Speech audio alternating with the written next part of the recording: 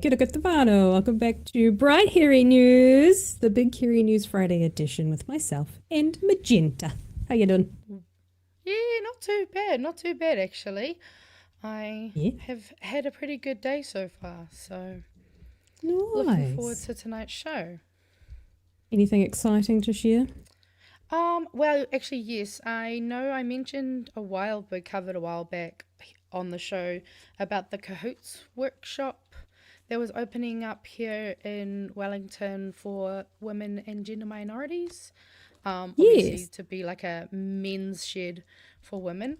And Mm-hmm. today was their backers opening. So I got invited to that thanks to someone that's actually from the BHN chat. I got Nice. to go see it open and I got some really cool stickers like this one, which is great because it just says trans people existing does nothing negative to your life, you crybaby bitch. And I love me a sticker that swears as well. I also got this cute little hamster No. and this great little potion bottle. I also, No. I might have taken her speech because there was some really interesting stuff in here that I thought I would quickly convey to the people. But there was no way I was going to remember it all. And she just offered to let me take her speech, which I thought was very, very kind. Andy. Yes. Because obviously they were fundraising the last time we kind of talked about them, and they fundraised their goal of $50,000. They've obviously got their space, and over the last few months they have been setting it up, getting the gear that they need. They have like CNC routers and laser Mm. cutting. Oh, so many fun, cool things. It came in under budget, which that is amazing. But I Mm. actually I actually learned that so they're only just opening, but this is what they've already done so far. They have in the last 3 months clocked up 1,200 hours of volunteer time, got 450 people on the list waiting to use the space already. They've been funded by BCITO to develop a strategy for their members to enter further training. They've begun working with 3 community centres on practical projects, started working on 3 projects to support other charities, supported 2 repair cafes, fixed the Green Party office coffee machine. And that's all before the doors open tomorrow. And I took a photo Wow. of the poster, but I'll have to open it up on my computer. I realize I have not done that. And yeah, it was really awesome. Obviously, got to hear the speeches. And obviously, this is just the beginning, and they will, as a charity, need more support financially. So I'm sure if anyone wants to go and check out their website, the Cahoots website, I'll grab it and chuck it in the chat. But yeah, just awesome, awesome space to be in. It was really awesome to meet other community members that I haven't met before. And yeah, it was just a really good time. Nice. Yeah. Sounds exciting. I love yeah, like the men's shed type Mm. things and the community spaces and stuff. I've always wanted to do one, like have one here in Christchurch. What the libraries have pretty much filled that space though. The Christchurch City Libraries, it was originally just the Central Turanga Library that had the maker's space. So it's like everything, Oh. same sort of thing, like 3D printer, embroidery machine, which I use quite a bit, Oh, that would sewing be so cool. machines, like laser cutters. Yeah, pretty much same sort of thing of just like maker's stuff. And you can just, yeah, once you know how to use it, just go on in and, yeah, set yourself up. And the cosplay community use quite a bit of it, which is cool to see. Oh, And the one in Hornby absolutely. also has it too. So, Oh, um, wow. That's yeah, cool. There was so actually, free this to was use. also, you just made me realize there was a stat in here because they even got data going into this speech. Mm. One of the people who worked to make this happen, she is currently becoming qualified as a plumber. When she is qualified, she will take the number of women plumbers locally to 16, and the total number of Oh, women wow. plumbers in Aotearoa to 11,390, which is a very small percentage. So yeah, it's good to see them kind of, giving spaces where women can kind of get those skills and maybe even end up in jobs that they might otherwise kind of get bullied out of, Mm. for lack of better words. But yeah, Yeah, definitely good to see. that's happened to someone I know who trained in sort of the construction and tradie type space. Um, they trained in quite a few things like grain laying and stuff like that, and a bunch of other things, and essentially got themselves into a point where they can be a landscaper. And even though they retrained into, they retrained into drain laying, they just like after a few months after they were qualified, they're like, I can't do this. These guys are so shit. And like they themselves, they're part of the queer community, and I would say that they're quite is it dom masculine? Is that the correct term? Like when you're in a relationship, you're like the dominant, You- more masculines. Yeah, Is or that a the term? dom top energy, I guess. Yeah, pretty Butch. much. Are you looking for butch as well? That's another one. Yeah, I but don't know the which like word you're looking the for. technically correct word for that. There's a lot So of like, words. yeah, no, I was trying to be. I thought that was the correct word. Anyways, she's a lot more masculine, I guess, than your average. Well, I mean, just more masculine. Tomboy So you'd think vibes. very tomboy vibe. So you'd think that like she'd be okay in those spaces, and she's just like, I can't fucking do this. Nah, Yeah, it is not. that's a real It shame. is not but welcoming to them. yeah, yeah, But it's good to see that there's people who are out there trying to change it and make it different because, well, it's got to be different, doesn't it? This shit sucks. yeah. No, it's very cool to see. Thank you for updating us for Yeah. those in the community who remember you talking about it. And I do. Yeah, remember and you shout talking out to about the community for inviting me to it. it. Yeah, She'll be listening See? tomorrow. She'll be listening tomorrow. So shout out to Kelly. We're the press coverage. Invite us to things for sure. Right? Absolutely. Well, before we get into the memes of the week, we should probably say a thank you. Yes. Thank you to our patrons. Always important. Always important. Before we get into the nitty gritty of the show, thank you to our patrons that make the show possible. And that's not the patron page. That's the shop page. You know, I was gonna say, that this looks is the the wrong patron color. page. Yeah, there we go. Hey, 469. Nice. Nice. Yeah, thank you for joining the community. Thank you for the patrons who make this all possible. If you'd like to join us, you can go to patreon.com/BigHairyNews and you support us for as little as $5 a month or as large as $250 a month, which is very generous of some of you. You get things like sneak peeks of the merchandise coming up. You also get interviews if they get pre-recorded before everyone else. Sorry, but you didn't get today's pre-recorded one, but you will. Maybe. Well, I don't know. There's probably no point because it's going to go straight onto YouTube. So, sorry, guys. Not this one. Yeah. In the future, maybe. I was busy today. Yeah. Well, look, there's another Tory Whanau one that came out. Yeah. A few months ago. There's always and I hear we might be getting some merch of some doggies. So I'm sure the patrons will get to see some of the sneak peeks when that Yes, starts behind the going. scenes stuff. Unless Yes. no, Pat wouldn't have because I haven't sent him the thing. Now I know he showed the pictures on the show. He's seen the at least pictures, once. but he doesn't have the files. That's my weekend job, guys. And if you missed that, if you're really good to us, chat, I might show you. Oh yeah. If you missed it. But yes, you can also purchase merchandise and share the message, the Chewie Fufu message, the Nikki No Boats message, which is made it well outside the community. I was talking to someone recently, and they're like, "Oh yeah, I've heard that Nikki No Boats," and I'm like, "Yeah, that was us." In fact, I think it was Rajan, was it? Yep, Raijin Raijin's- did Nikki No Boats There you go. and Bright Hairy News, and they are very There you happy with go. themselves. Oh, they should be. And so They they should should. be. Absolutely. Yes. But yeah, you can go to bhnshop.nz if you'd like to get yourself some merchandise. Spread the word, including stickers, which come in packs. Which if you're- actually, if you one of these stickers might be spread. featured in the memes. So, Ooh. yeah, we got some exciting community Ooh. stuff. Well, speaking of, do you wanna kick it Oh, off? yeah. Well, I might as well. Let's get into our TLDR.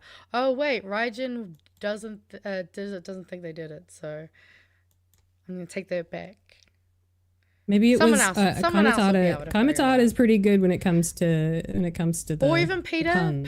Peter does some He pretty is good also ones good, too. yeah. There's so many good ones. That's the hard part, is if we've got so many. Kiwi Burb also. Exactly. So many community Who's taking members who credit are for really it? good. I'm sure they can fight amongst themselves and let us know who wins at the end. Otherwise, we're all claimed as BHN. Yes. Obviously, this was technically kind of covered last week, but I just thought this was too good. Too good. Just leaving Friday, just. Yeah, I guess some of the internet thought that Trump was dead, which is honestly, I'm kind of sad that one wasn't true. Not gonna lie. I think we all were. We were all a bit sad about that one. I thought you might like this one since you got some Koronehana going for us. This is Yeah. obviously a great meme. So good. And also the drip. Like, man, our Yes. Māori royalty. Fuck. Oh, hell yeah. On point. Yeah. Obviously, a lot of people have been giving old Winnie a bit of shit for the current gold visas Oh, gee. and all that. Yeah, I'm sure he would hate this. So I don't know. I might suggest that everyone share this meme around, mostly because it'll just piss him off. Kind of like, when people started sharing the pictures of Putin with like rainbow flag and stuff, and he got all mad about it. Oh, yeah. I kind of Yeah. want that. Barbara Streisand effect. Yes. Oh, I fucking love this. I've seen this. I This- know, oh, so good. Yeah, I had to include these. Just the new BHN format is awesome. This single host thing is a winner.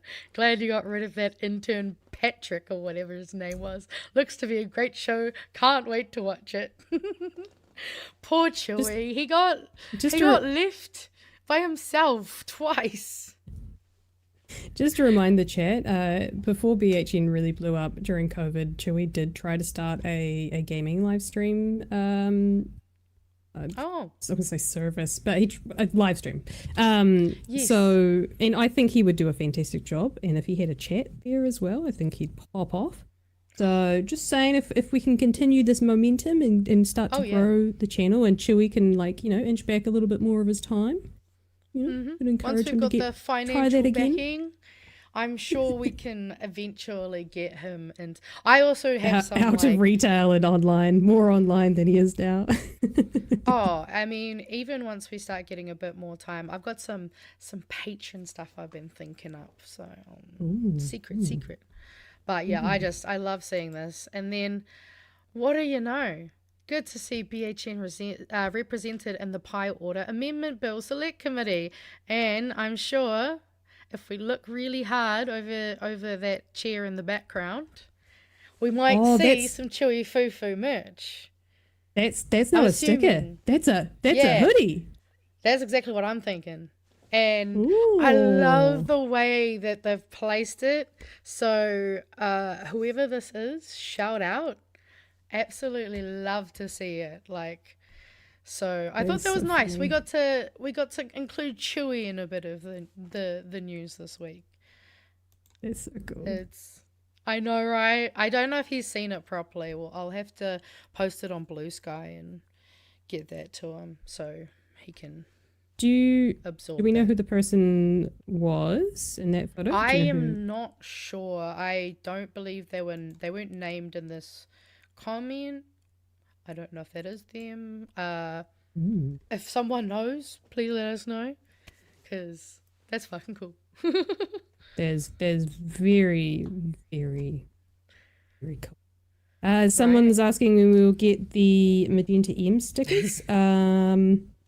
Look, we're drip feeding it to you, people. Yeah. Can't let it all But down. also the amazing what do we call it? Pat's wonderful wife. Yes.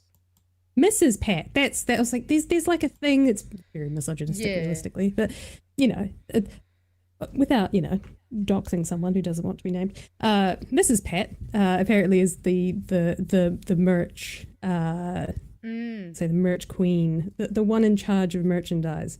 So I think they are away at the moment. So when the machine is back up and running, then we might see some more merchandise. I also know that the sticker machine, I think, was under construction, unfortunately. Maintenance. So Yeah. yes, but a Well, that's the maintenance thing that is- needed. We have to remember that Papa Pat and Mama Pat, then I guess. You know what? I'll call her Mrs. Pat. They're both the ones who are doing all of that. Oh my god. So we do have to remember that we're a very small team, and they're an even smaller team pumping out a lot of great merch. So Oh yeah. good things. During Good things take Christmas last year, time. we went to do our BHN family catch up Christmas party. Yeah. My goodness, that was like only a few months after they got the machine from the original supplier, and yeah, like it was a factory in a small space. So And I don't know how they do you it. just made me realize what's going to happen this fucking Christmas. I think maybe we'll have to have a Christmas party, but it's more of a put the team to work party. You know what I It's mean? Santa's workshop. Yeah. Yes. Oh my God. Yes. I love that idea. Yes. I used to But, actually work yeah. for someone, a company that did that. Their like main season was Christmas. Yeah. So it was like all hands on deck, wrapping Christmas presents and sending them out. It was actually kind of fun. Yeah. Nah, that's Anyways, also speaking of fun, oh yes, Mrs. Chewie, aka the bringer of bickies. She is the bringer of bickies. We love her. and cups of tea. Yee. He's very cool. Right. Yeah. Well, yeah. You Travis got in. to speak to someone pretty Oh, yep. cool today. Oh yeah, nah, I did have it. I got to hang out with one of my faves. One of your faves. One of your And- faves. Yeah. It was honestly, I was feeling a bit last minute. Like I may or may not have woken up not that long before we did it, because I may or may not be really insomniac at the moment. So Or or hella nocturnal, but I got it. We did it. It was it's always a great time talking to Tori though. So yes, it Tory was, Whanau. yeah, a lot of fun. Obviously, wanting to have some more kōrero around Māori wards, getting a bit of an idea of what, not just like why you should vote for. Like, I think a lot of the stuff, I might even say this in it. A lot of the stuff we see is more just, it's good for Māori and it helps voice. Do it. So I was just hoping we're basically going into a bit more the meat and potatoes to kind of why it's good and how it works. So yeah, it was a good Yes. chat, and I'm sure we'll have more chats with her in the future. Yes. Well, shall we entertain the people for it's about 20 minutes, the interview with Tori and yourself Yeah. on a very windy Wellington day. Oh, yeah. Just a heads up, Whanau, Wellington was really going for it. We've had strong wind warnings, and you'll be able to hear it coming through Tori's end, because her house was apparently getting it a lot worse than mine. All right, guys. We'll see you in about 20 minutes. Enjoy, and we'll come back to you soon. To the show, friend of the show, Tory Whanau. Kia ora. How are you? Kia ora. Good. How are you? Yeah, pretty good. Although, as we can probably hear through yours, the wind is going a bit crazy today, isn't it? Yeah, so you'll probably hear that go off a bit in the background, but she'll be Wellington's just hyping you up. right. Hey, this is our Let's city. go. Right? I don't even call the wind half the time. I just call it Wellington. This I'm is like, just chill out, normal. Wellington, calm down Yeah. a bit. And so obviously, I thought we'd have a kōrero to kind of get into the meat and potatoes of Māori wards. Um, so I actually had a question because I'm kind of wanting to know how Māori wards work within a council. I realize I don't know much about how a council works. Yeah. So, like, could you give us just even like a small, like, run through of like the difference between even like what a mayor might do versus some of your other councillors? Yeah, for sure. So the mayor, is its own role. It's the leadership role, the one who really leads council, the long-term plan governance, is the chair of council. The Māori ward works like every other ward, like every other councillor. So we've got, for example, the centre of Wellington, the northern suburbs, and so forth. We've also got the Māori ward. And what the Māori ward councillor has, just like every other councillor, is one vote around that table. What makes it slightly different, I suppose, is who they represent. So they represent all Māori who reside in Wellington City, and they're voted in by those who are on the Māori roll. So I'm on the Māori roll. I can only vote for the Māori. I mean, you would hope so, that we would be. Yeah, yeah. And you can vote for the mayor and your Māori ward candidate and your regional council candidate as well. And that's where that differs. So we've got a couple of different voting audiences here. The Māori ward councillor comes in off the Māori roll, but they have the exact same voting rights as everyone else around that table. And participate in the council process like everyone around the table. Right. Basically, the Māori seat. It's the Māori seat of council. Yeah. Yeah, and it seems like, I guess, so I'm assuming that means like your main priorities would be talking to like mana whenua and those who 100%. live in the... Yeah, okay. Absolutely. Okay. So, while those who vote for me are those on the Māori roll, essentially I want to talk to all Māori because it is really your choice on which role you want to be on. I found myself switching in the past because I wanted certain people to get in, and, before switching back to the Māori role, and that's all good. What has been beneficial this time round, I suppose, if I was lucky enough to be elected, in my role as mayor, one of my key roles was to manage the relationship with iwi leaders. So we had our Tākai Here agreement. We would partner with Te Atiawa, Taranaki Whānui and Ngāti Toa, and we'd basically ensure that as iwi leaders, their voices were heard on our decision making.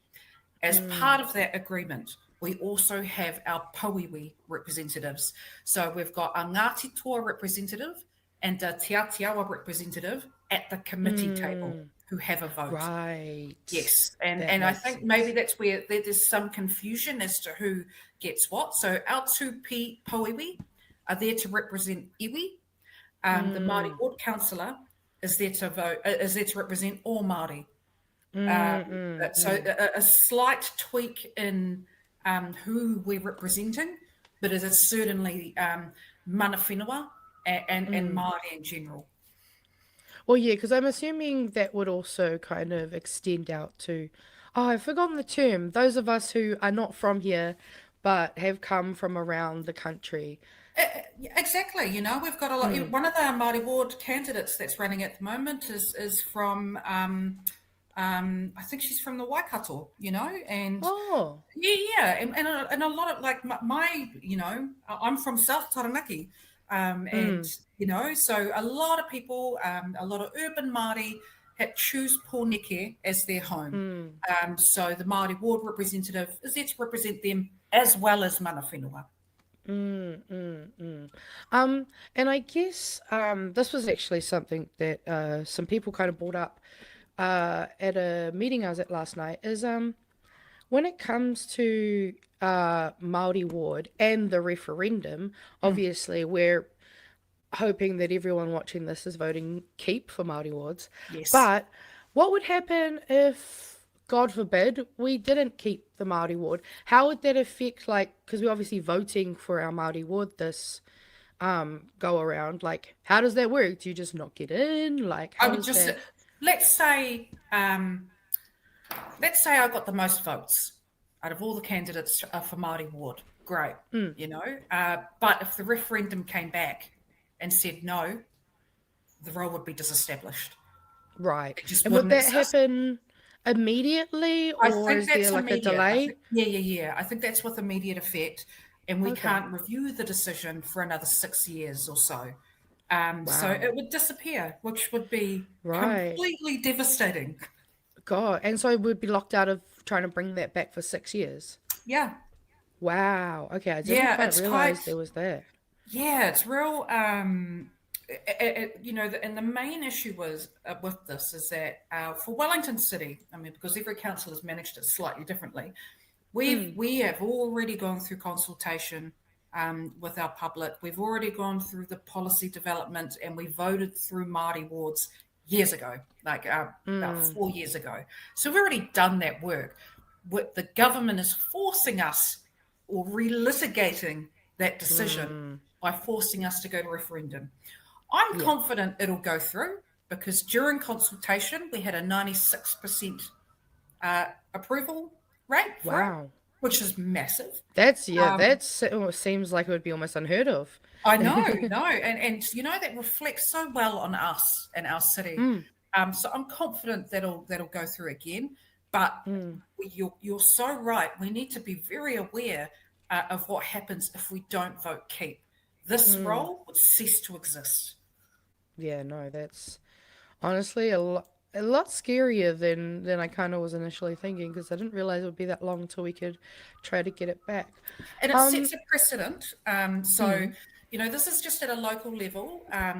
You know, we've got the government who has put in this referendum, which risks us losing that Māori seat for every council.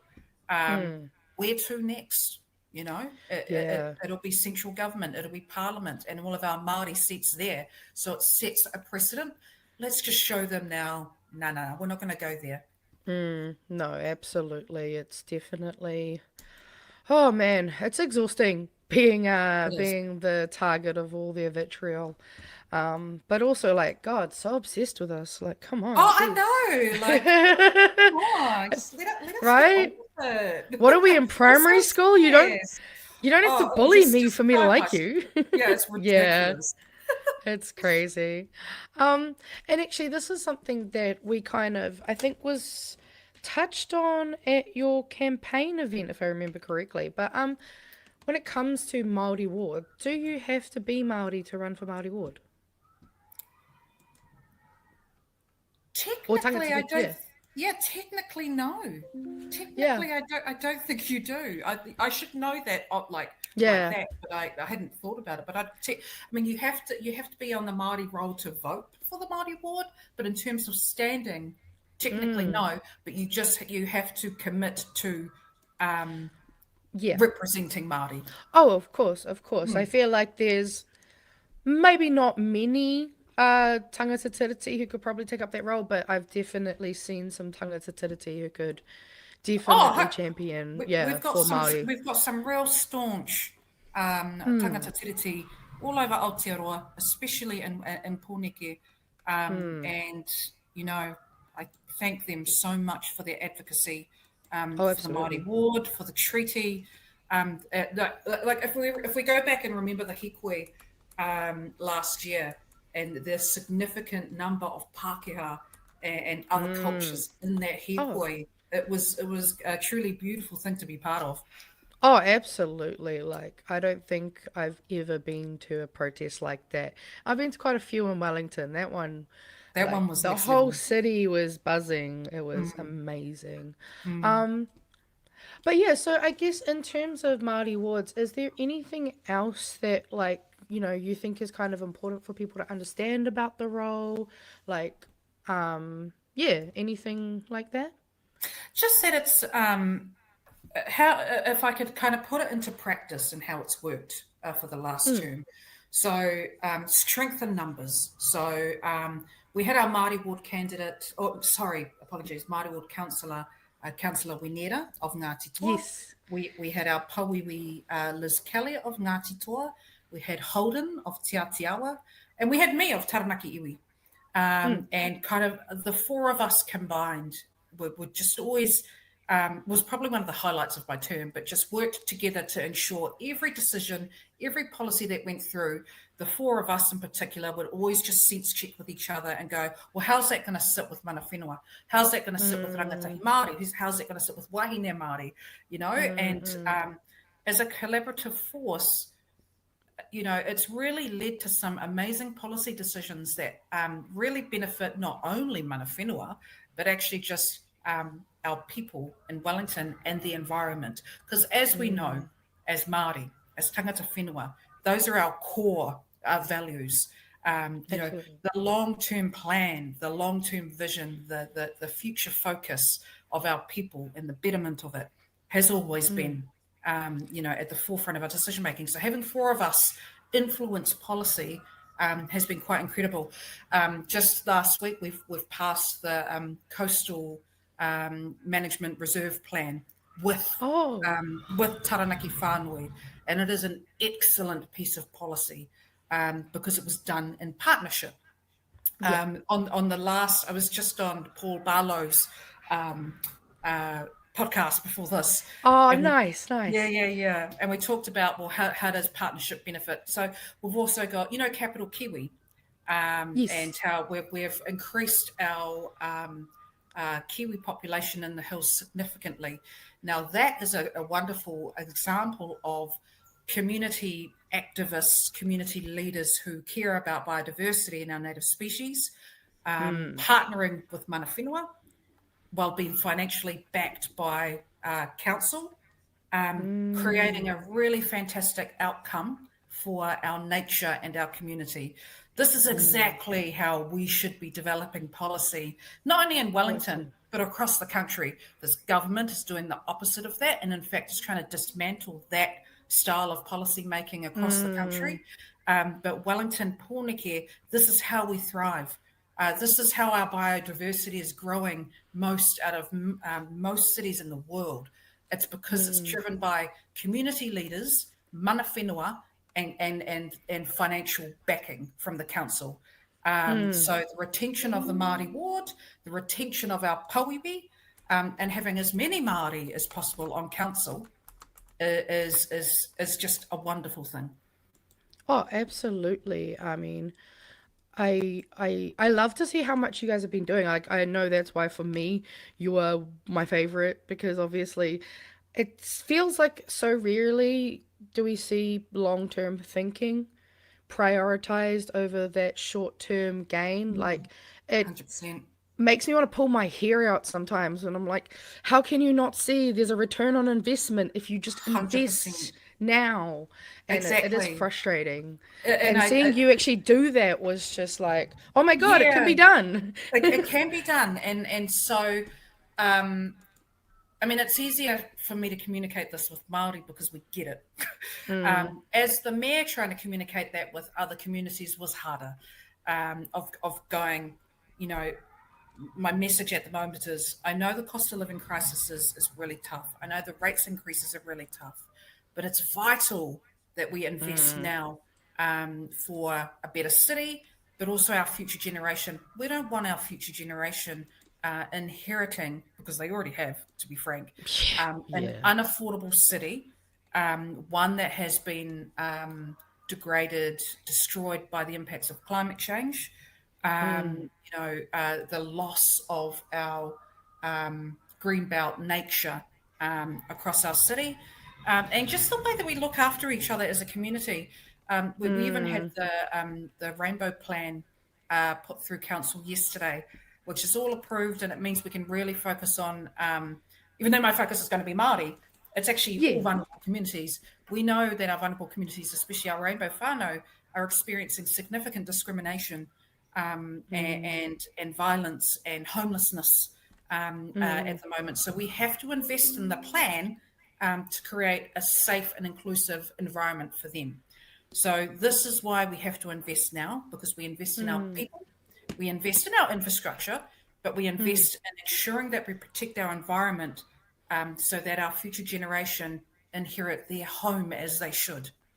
Absolutely. I also just think, even if you're going to be one of those people who's all about efficiency and economy, trying to preserve what we have and trying to prevent it from degrading further is going to be monetarily beneficial, and it's so 100%. frustrating, isn't it? It is. It is. Um, yeah, because like I've seen so many great initiatives come out of what you guys have been doing. I've also seen, I can't remember the name of the last bill that I submitted on where they wanted to get deprioritize the four well-beings. Oh, And yeah, so don't even get me like started, you know?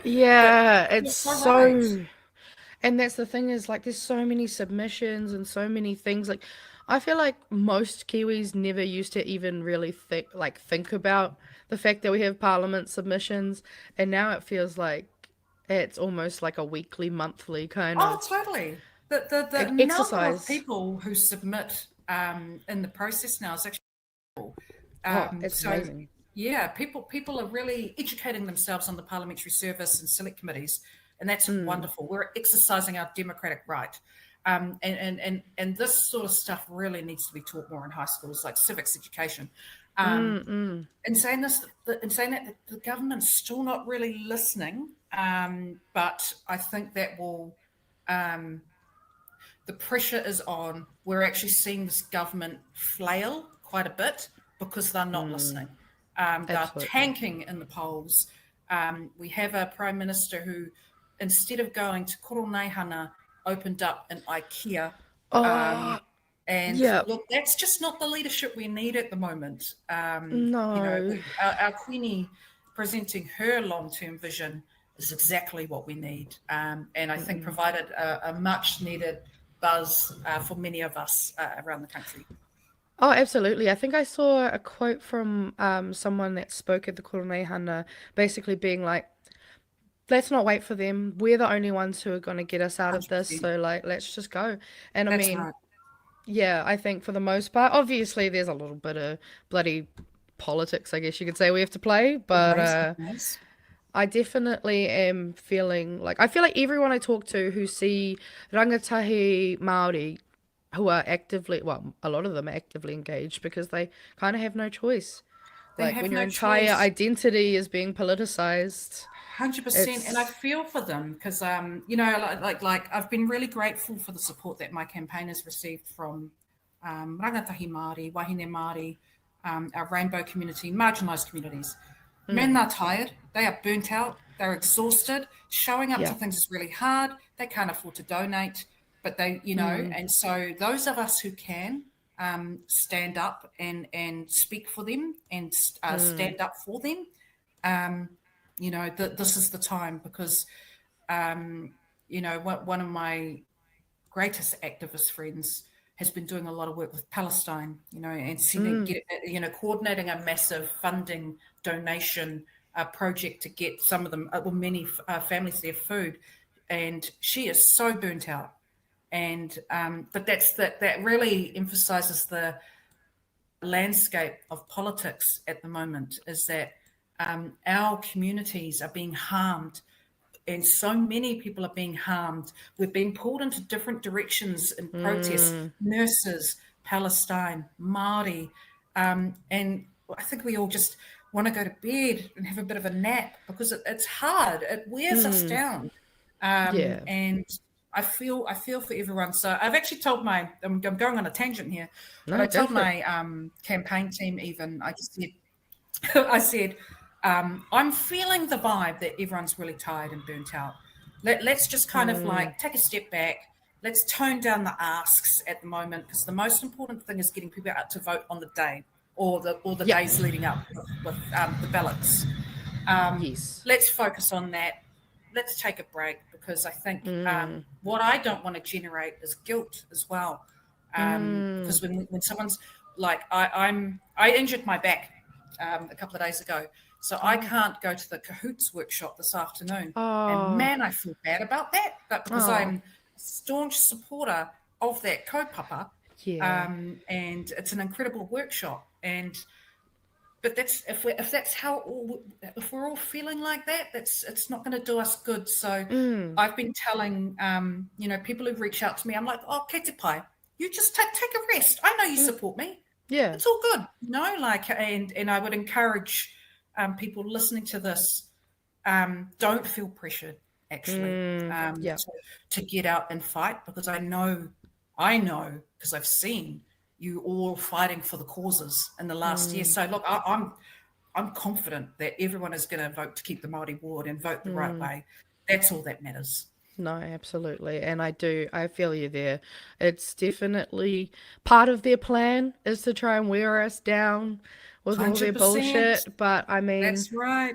like you say, we've got to be sustainable in all of this. Mm-hmm. So it's definitely, it's hard to prioritize sometimes. And I totally tautoko feeling bad about not being able to go to things. Don't worry, I'm going to go to the cahoots on your behalf as well. So I will make Thank sure you. that they know that if you could be there, you would be there. I'm sure they already know Absolutely. that. But Yeah. yeah, and But see, that in itself is an amazing act for people, like, it's going, look, I've got the energy to go to this today. I'll go and I've got us. What an incredible service. Oh yeah, for sure. To let someone like me rest, and so we should all look after each other and do that. So that's amazing. Absolutely. Community is probably the most powerful tool we're going to be utilizing. So I absolutely tautoko that. And actually, a lot of what you were saying, I'm going to take a minute to just praise you a little. So sorry if you're not ready for that. But I think everything I've seen from you, you show that you are a rangatira. You are not just a mea, you are not just a leader, you are not just someone going for Māori ward. To me, you are a rangatira. You bring so many communities together, and the way you're able to represent them pretty flawlessly, honestly, is just, it's something that is very, very precious and deserves acknowledgement, but also you're going to be a great someone to look up to. There are going to be so many young people who look at you and go, holy shit, I could actually be an empathetic leader, similar to how I know Tamitha Paul has made me go, oh wow, I could actually be in politics and just be straight up who I am. Fuck, you, both of you are showing me a different way to do politics, and it's amazing because I know Chloe talks about it a lot. We made all of the system so we can change it. And seeing 100%. people just go, you know what, fuck it, I'm going to start changing it. And then, I guess ask for apologize rather than ask for permission. And I think it's amazing because there's definitely a shift and a change because like you said, at the moment, there's a lot of ugly out there. Even just my own examples walking around this town. When I first moved to Wellington, my favorite thing was that everyone was so kind and nice. And unfortunately, there does seem to be a shift. a shift. I'm obviously a fat person. I don't think fat's a bad word. And I've recently started getting comments, yelled at me out Are of... you serious? Yeah, it's crazy. I've never had it before, and probably in the last maybe 12 months, I've seen, I've had at least 3 people just kind of yell out horrible comments, which I'm just kind of man, you're taking time out of your day to do that. That's a lot of effort, but all right. That's sad, bro. Yeah, but it's definitely, it shows me there is a bit of a change. And I think, unfortunately, some of the ugly people we've had in our local politics have definitely not helped. And I know for a fact that our central government are enabling people to feel like they can just be assholes and be mean and racist and bigoted. 100%. Yeah. Yes. The bigots, the trolls have been empowered. Oh, absolutely. And the trolls are now running for local council.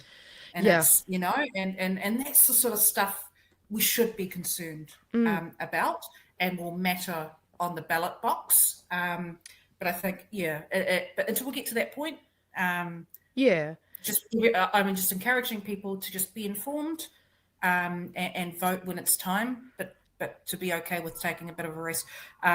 You thank you for your words. I got a bit emotional, so it's all right. I wouldn't expect you to think I get how awkward it can be, but and I mean, I also you just reminded me of another thing that you said at your campaign launch is also, it's not just about making sure that we're voting yes for Māori wards and that we're voting for generally green candidates in our area, or maybe Te Pāti Māori candidates if we've got those as well. It's also about making sure that we don't vote in the likes of Ray Chung and we don't vote in the Yes. likes of Nicola Young. Yes. 100%. And it's like, look, it's okay to have people across the political spectrum, right? You know, Absolutely. And in fact, I've worked with like Tim Brown, who's probably centre right, and John Apanovich, who is a National Party member. We would often disagree on policy, but we would do it in a very mana enhancing way. And we'd negotiate and we'd go. And as mayor, I'd go, I'm just not going to agree with you. But they would go, well, you're the one with the mandate, so I'll support you because you're the mayor. Like, awesome. That is how we should be working together. Those who come in to bully and harass their co-workers and staff do not deserve to be there. And Nicola Young and Ray Chung were the perfect examples of bad representatives. So there are a lot of them standing for council, not only in Pōneke, but across the country. So those who are backed by the ACT Party, who are backed by Better Wellington or Better whatever town it is, and those who are promising a cap on rates, their motives for getting onto council are suspicious. And so, again, I encourage people to be informed. How have they treated others? What have they said to the media about others? What are they promising? You know, absolutely. So, and just to be wary about that. But bullies don't deserve to be there. Ray Chung is unfit to be an elected member. Oh, absolutely, absolutely. And I know for people who are kind of struggling to know how to figure, because I mean, I think for people like us, we're used to this. We can probably spot them within like 0.5 seconds of the first red flag. But for those of you who don't, Paul, the other one, as we've mentioned before, has some great videos on how to spot red flags, kind of what to look for. So highly recommend everyone go over those ways and definitely be mindful about not just who we're voting in, but who we're trying to make sure doesn't get in, because that's right. Yeah, I mean, we need all political spectrums, but we don't need people who are just bullies and assholes and just want to have a power trip. Yeah, exactly. We need people who care. People who care, like do you know, you're allowed to care about financial literacy and management and so forth. That's fine, but do you care about people as well? Then great. Paul's documentary is Fabricated Consent. Yes, that's the one. Would encourage everyone watch that. It is very dense and very informative, but absolutely crucial watching, which helps others, or can help people, as you say, identify those red flags. Absolutely, like that fabricated consent. And I mean, I just advocate this in a lot of ways, but if you have family members or friends who are maybe a little closer to the right side, just chuck it on when they're around. You know, just chuck it on while they're in the same room, and just you know, try to subtly influence. Don't necessarily have. Some people aren't good when you're like, oh, please do this. But yeah, no, I absolutely total all of that. Well, I think we've covered so much, and I'm actually really stoked. I think we've really gone into what Māori Ward is. We know we're voting to keep it. And I guess with that, is there anything else that you would like to add in here or finish off on? I think the main thing for me is really acknowledging with everyone how they might be feeling at the moment. That real burnout feeling, feeling a bit glum or low about the state of the world at the moment. Just know that that's a very understandable feeling to have, because it is really tough. But know that there are so many supporters, leaders, people who want to make change. We're probably just a bit burnt out too, and just kind of recharging, but we are here and ready to just, you know, yell from the rooftops to help protect our communities. So it's going to be okay. And I think we're starting to see some like little chinks in the armor of this government, those on the right, like Ray Chung's Mural campaign has completely imploded, Yeah. because under pressure. That's a good sign, Yeah. No, I They're agree. not as tough as they think they are, but we have to stick together. We have to have grace, and if people make mistakes or they need to shut off from the world for a couple of days, kei te pai. That's all Absolutely. good. But look, we're all here. We're here, and I have Yeah. so much faith in our community in Pōneke.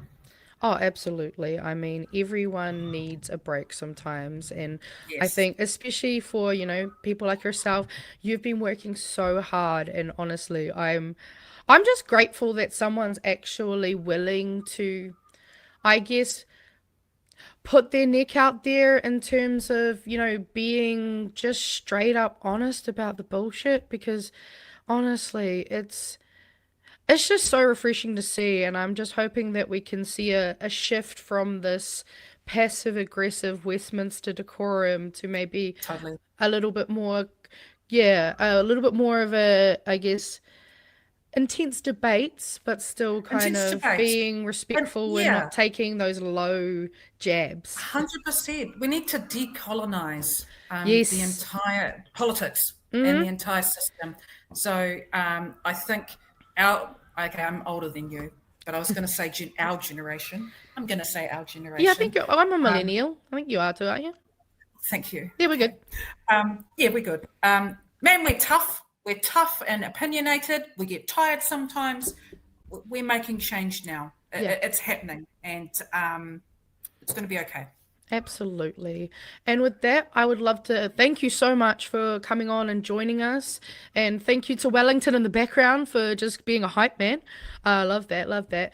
But yes, I hope you enjoy the rest of your afternoon, and I hope that you have some lovely rest. Thank you, You Tory too. Whanau, for coming on to the show. Kia ora.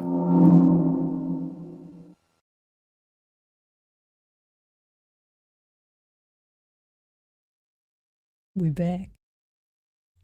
Yeah, we are. I was like, We're back. make sure you unmute. Don't come back and be muted. That'd be awkward. Kia ora, kia ora, We would whānau. never do that. Surely not. Shit, Um, never. that was cool. That was very cool. Yeah, well, I guess I got to learn lots. that would have been your first. Yeah, hopefully you guys learned some stuff. I realize there's two small clarifications I just wanted to kind of add on to that I thought about after it. So, first of all, yes, people who are not tangata whenua can, but if there is an area where there was not a Māori person going for Māori ward, that is kind of where that situation can be appropriate. However, it's an unspoken rule. Like, Māoris get first right of refusal, and then if there is no one, we need our awesome tangata tiriti allies. And also, yes, so Māori roll, they vote for the Māori ward candidates, but everyone votes for the referendum, just in case that wasn't wholly clear. But yes. Okay. Cool. Very exciting. Well, it's not exciting. I wish you didn't have to vote for or against Māori wards. I think that's not so exciting. But hey, Tory is very cool. I love that you guys talked about being sustainably angry. I don't know if you actually said the words sustainably angry. I said sustainable hashtags... because I was going to say sustainably angry, but I was like, oh, I think just sustainable in general. Yeah. Sustainable emotions. yes. But yes, I like the sentiment is definitely around. I mean, I had this in a conversation I had recently as well, was someone asked me how I can do this BHN and how what drugs are they taking to stay sane. And I was just like, yeah, I guess, yeah, it kind of makes sense, right? Because it's a lot all the time. But nope, hashtag sustainably angry. Gotta go and touch grass after a Friday show. Yeah. And, I mean, that's why Find the good in community is things. so important. Like, meeting up with BHNers. Actually, yeah, we're having a meetup, which is going to be on the 27th of this month in Wellington. Cool. Mostly so that I can have time to let people outside of the Discord know, because we did a bit of a seeing what weekend works good for people. And since it's my birthday month, I figured might as well touch grass and meet people from our community. It's always a good time. Meet grass and touch people. Sounds great. Yeah, when I say it like that. Flip it around. It's still the same. Same sentiment. Right? God. Well, And I'm the same person that interviewed the Mayor of Wellington earlier today. Wow. Right, you didn't say it. I said it.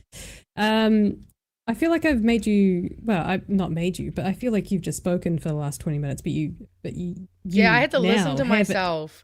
God, it was rough. You actually did the listening, not the talking. So I don't feel so bad saying next round of memes. But before we do that, should we get to the super chats? Yeah. I was also playing around, liking stuff. Don't mind me. That's all right. It's okay. Kiwi Bird for $2 says, no stress, vote yes for Māori Awards. Love that. A little slogan there. Hamatata for $5 said, did you know when the kingitanga started, everyone who was offered the role turned it down, including the first Māori king? The humility of our tūpuna. Very cool.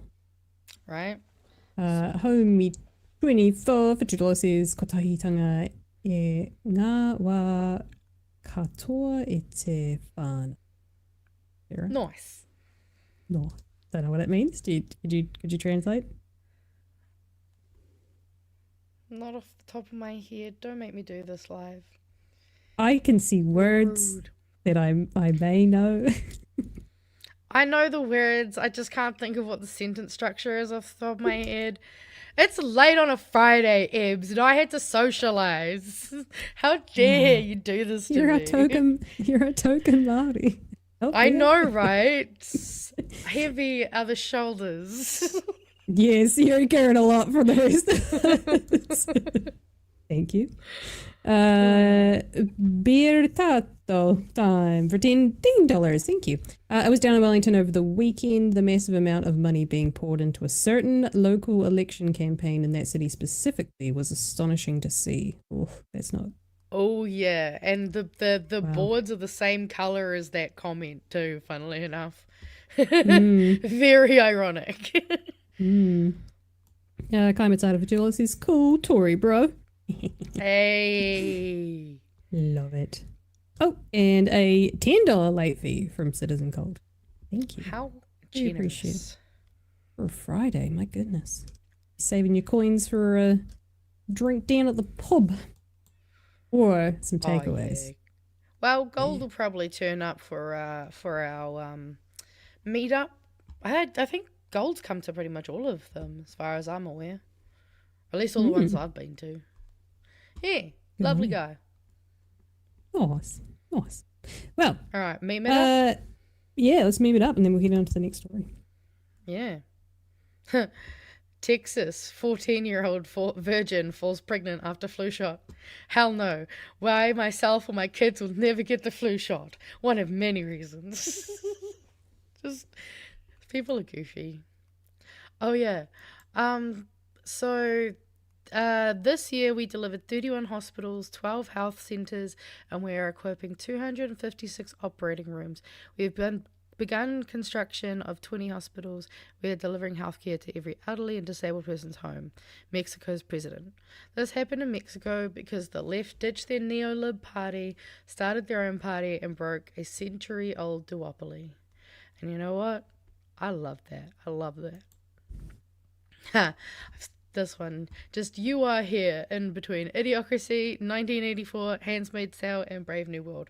I had to Google Brave New World. I hadn't heard of that one. And then I read the synopsis and I was like, okay, yeah. Yeah, look at this graph.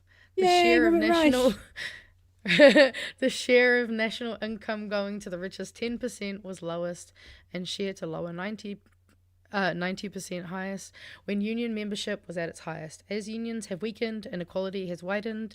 This is why we must build back union power. And we know we love a good union. Do you want to know a fun fact about Robert Reich? Oh, wow. He is the father of one of the founders of College Humor. Yeah, Sam Reich. Sam's dad. Yeah, he was Sam's one dad. of the episodes of Game Of Dropout? Changers in the new season. Yeah. Yeah, Yeah. it was so good. I was like, I didn't realize Sam's dad was like some famous guy. I Oh no, did not know he was there's a an Nepo baby. oh yeah, like he's well yeah, I guess Yeah, technically, he's a yeah, Nepo baby. It's all right. It's But fine. no, there's an episode of Game Changer when his dad comes on one of the earlier seasons, and Izzy, who's Brennan Lee Mulligan's wife now Yes. wife.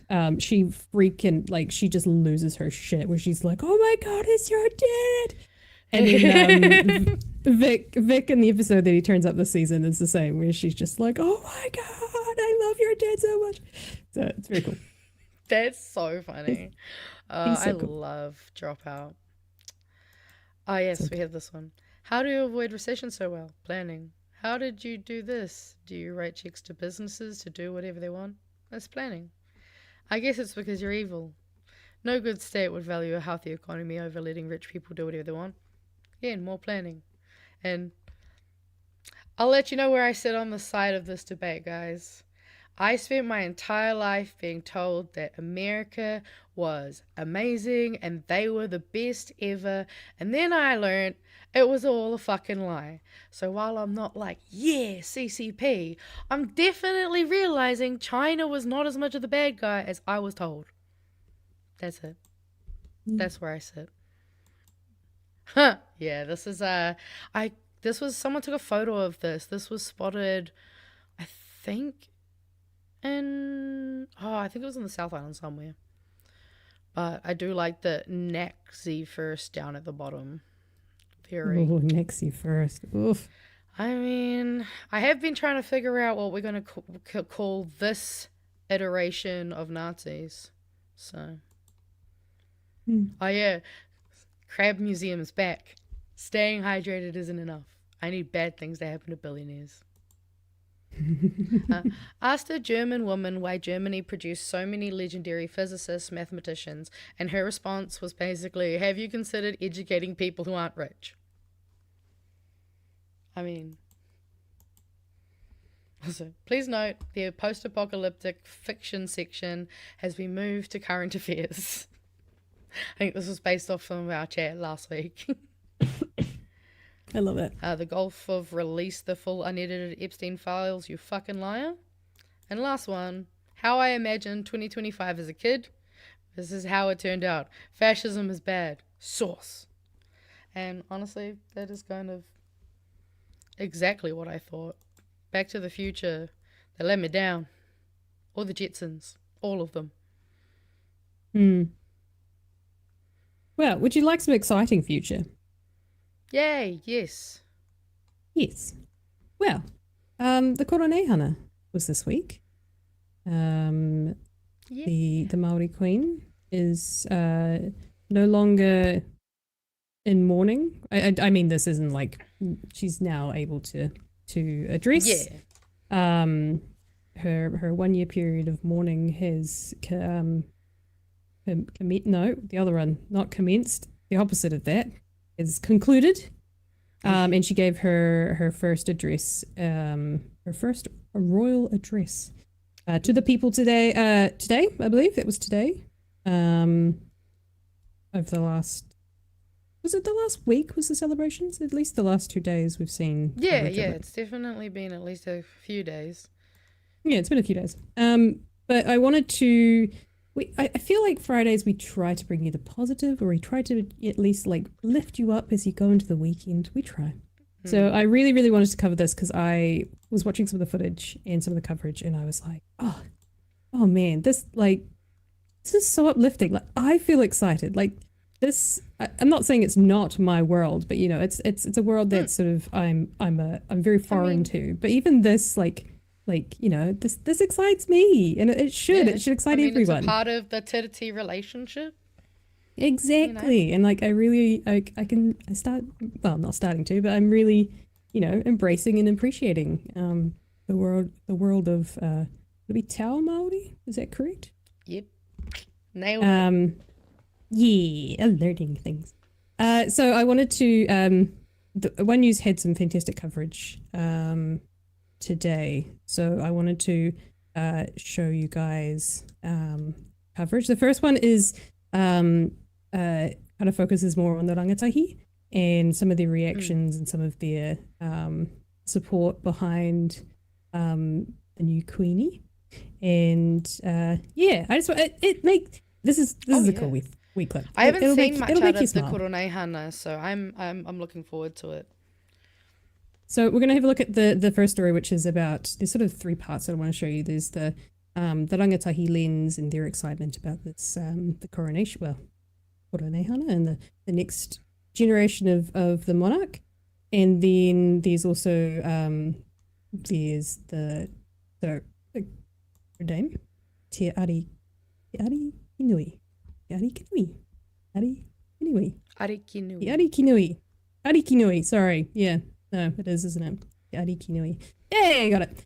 And her speech that was today, and there's sort of two parts to that, which is sort of addressing some of the attacks on Māori that we've seen from the government and how, the ways that Māori can react to that, which I think is a really nice message that she has. And then also there's an economic initiative that she is continuing on from her father's wishes and his legacy, which is very exciting. And then the third part I want to show you as well. No, that's that's the three parts. And then we'll have a look at the RNZ, some of the parts from her speech that they highlighted that I really enjoyed, and I thought I would share with you. So I'm just going to show these in full because it just makes me happy, and I want to share this with you guys. And I think we should all watch this and just have a moment of like, woohoo! Oh, I'm so sure exciting. the whānau are down for the good vibes. Yeah, so enjoy.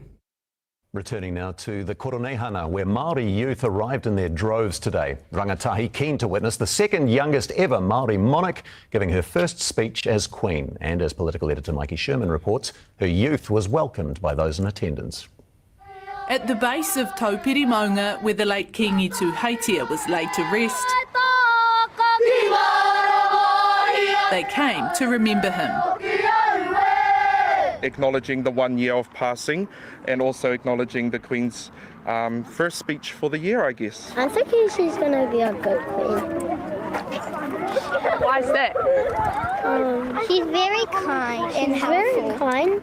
At 28 years old, the young Queen Māori represents a new era. Our Queen definitely demonstrates great leadership to us young ones coming through. Our Queen, she's making it about us. I like everything about her, like her personality and stuff. Yes. She just sounds like a good queen to us. The Queen looks beautiful, man. Great of what she's doing for Te Ao Māori and everything. And yeah. She looks beautiful, but it's not as beautiful as me. Even the old guard are taking notice.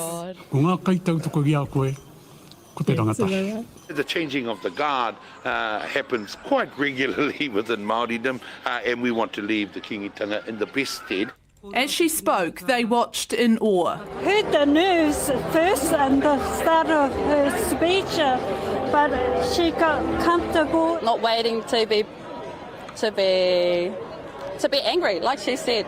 I just wake up every morning proud as to be Māori. I just feel like there's this new shift happening in terms of aronga, where we're headed. Every minute worth the wait.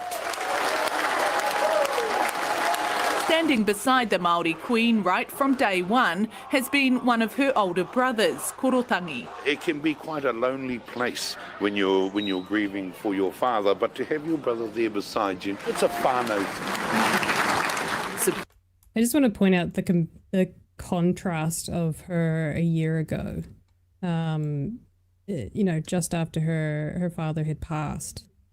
And like, I feel like we really didn't get to see who she was really at this. I mean, I guess it wasn't really about her as such. It was more about, the passing of her father. Yeah. But you got this very shelled version of her. And I guess the last year, I don't know what the tradition is such, but there's kind of the gagging order. That's incorrect. That's not what I mean. But sort of she's not supposed to address, it's supposed to be time of mourning for at least a 12-month period. Yeah. But so I guess I guess from my perception, I didn't really get to see who she was and what she, other than the hikoi, which I think was kind of a special case in which she didn't speak, but she was there as a present for Māori. And I kind of got to see, I guess, what her leadership's going to look like. But it was really nice today to see that speech from her and see her, I don't know what it's called, but her receiving the haka in that earlier clip. And yeah, I don't know. I feel like we might finally get to see, especially her speech. We'll talk about it in a second. It kind of goes into her vision for Māori, and yeah, it's very cool. But it's nice to see sort of the contrasts of her 12 months ago, and then this is kind of like her being born, I guess. Well, I guess it's now she's able to fully come into this role more publicly, and we'll, all get to kind of see a bit more. Yeah, there's a couple of seconds left to go, so I'll play this through. Korotangi. It can be quite a lonely place when you're grieving for your father, but to have your brother there beside you, it's a whānau. Support, it's clear, is something the Māori Queen has plenty of. Mikey Sherman, One News. Yeah, so that's pretty cool. So that's the sort of rangatahi and the excitement and the support behind her. The next goes more into the speech that she gave, which I think is really important to go through. So we'll have a listen. And there's also at the very end as well, there's a bit of commentary, which I think is important to show as well. Some interesting insights about what it was like to be there on the day and what they took away from it, the reporter. Let's start at the start. The Māori Queen broke her year-long public silence with a message of unity and a surprise economic announcement. Te Ariki Nui Queeni Ngā Waihonu i Te Pō was emotional as she addressed the Koronei Hana crowd for the first time. And as our Māori Affairs correspondent, Te Aniwa Hurihanganui reports, what she had to say delighted the crowds.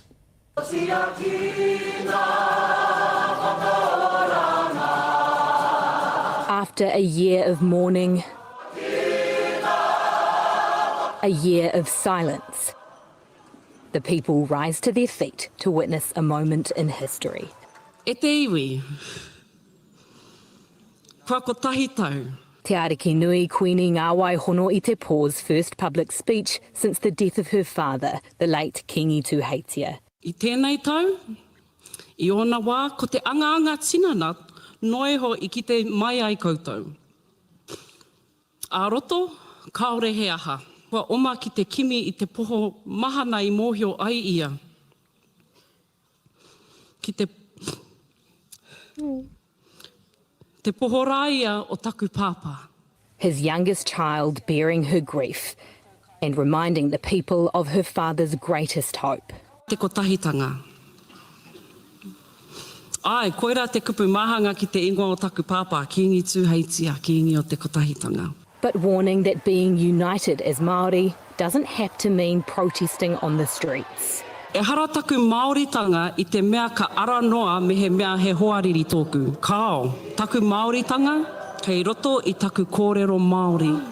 Kei roto i taku tiaki i te taiao. Kei roto i te pānui me te ako i aku hitoria. Her words bringing some to tears. Absolutely wonderful. Actually, my heart was flowing with joy for our Māori Queen. Just amazing. It's a promise for the future, what she's talking about and how we strengthen ourselves as Māori. Te Ariki Nui then turning her attention to another pressing issue, the economy. Ka whakarotia, ka... Interesting. I just realised we haven't spoken over this and it technically wouldn't count as commentary, so I just had to pause it for a second.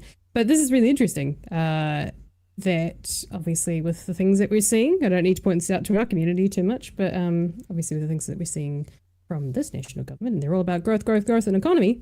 I think it's been pointed out a few times in a few chats I think the boys have had, but the Māori economy gets ignored quite a bit, and it's a huge part of specifically in Auckland as well.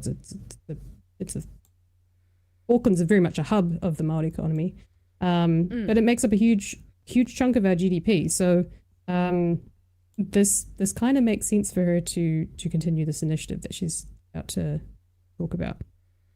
Oh, absolutely.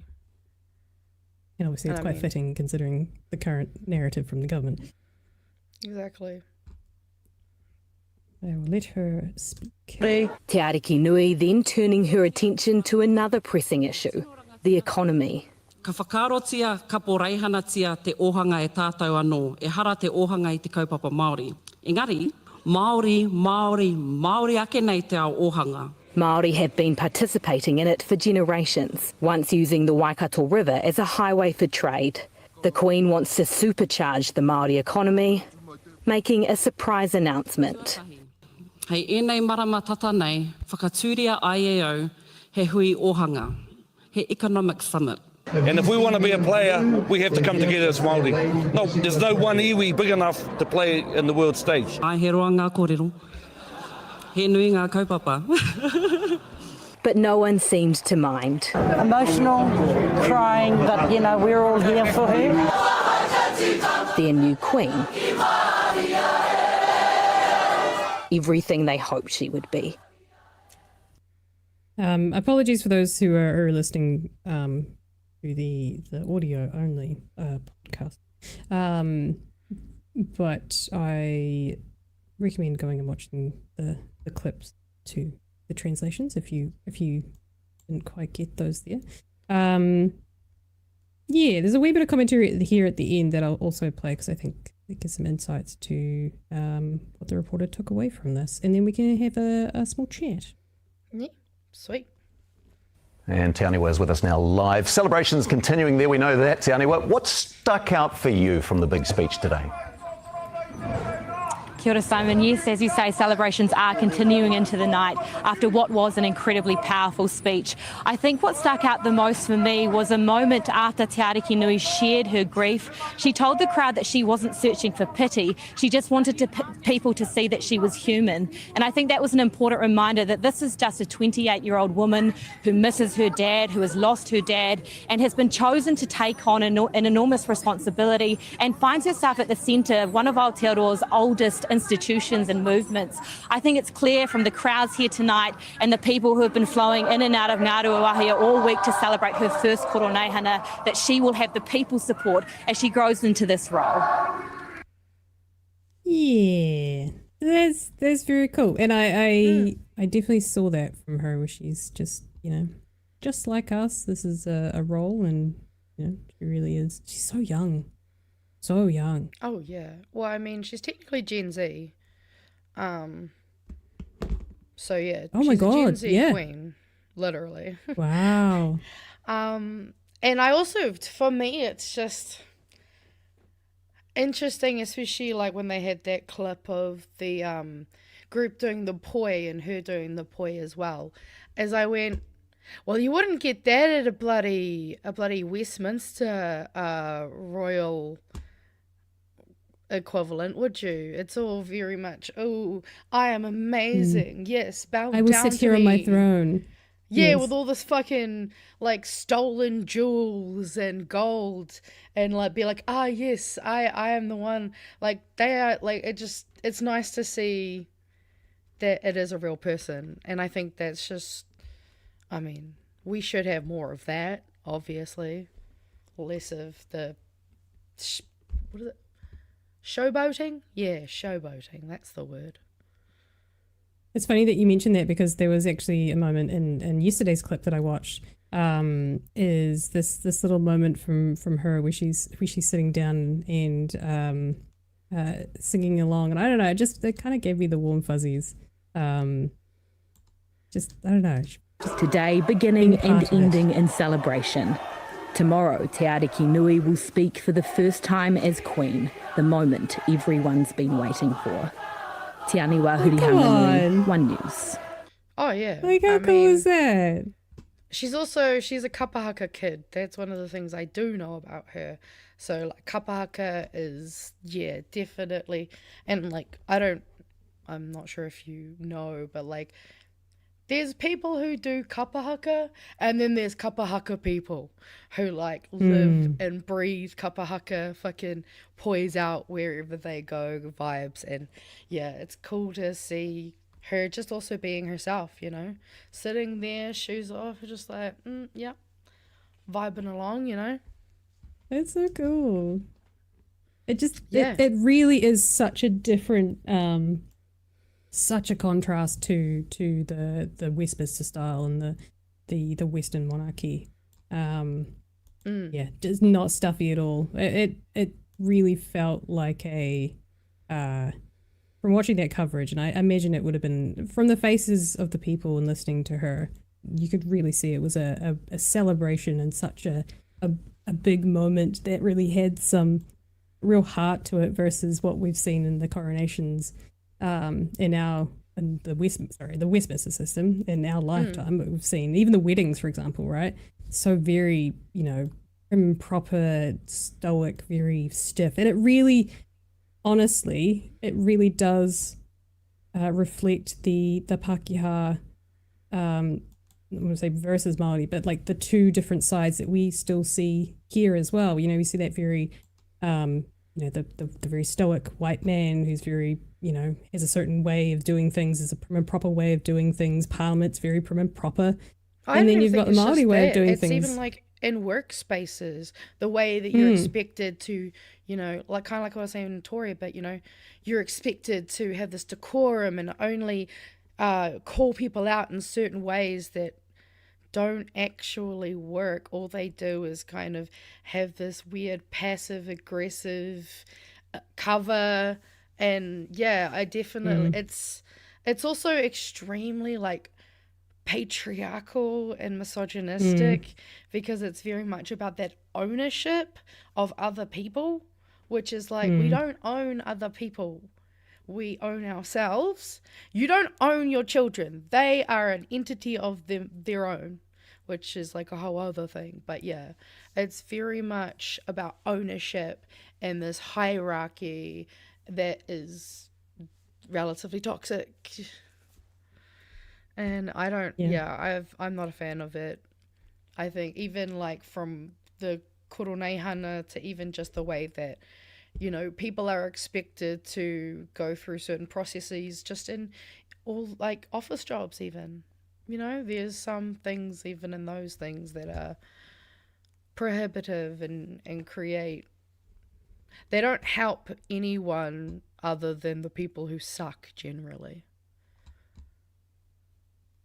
Like, I think mana enhancing, it's not mana enhancing, it's mana diminishing. Yeah. Yep.